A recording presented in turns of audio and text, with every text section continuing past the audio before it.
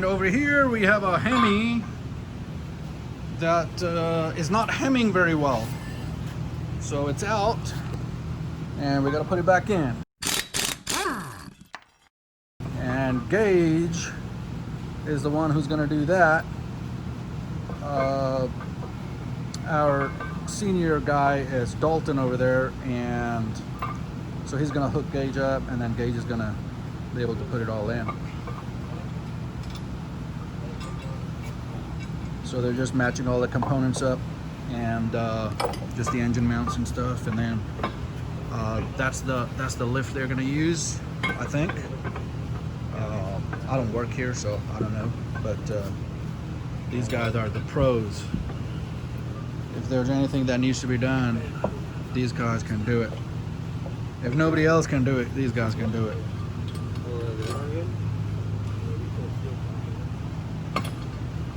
So when I walked in, I thought this was a Cummins. You know, there's no badges, I didn't know. And when I looked at the motor, I was like, shoot, that's a 8-cylinder. What happened here? So, but yeah, that's the truck. Nice truck.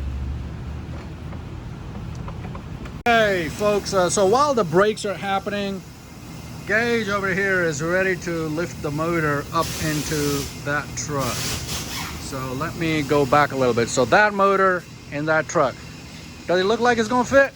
I don't know. It's gonna be a tight fit, but he'll make it happen. And the reason I'm gonna stand over here is because I get a better angle, but not just that. I'm not standing here because it's cooler because of that cooler back there. So here we go.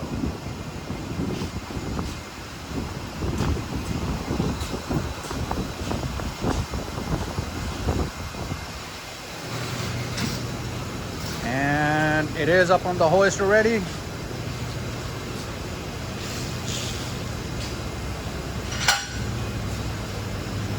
I think I can bench press that motor.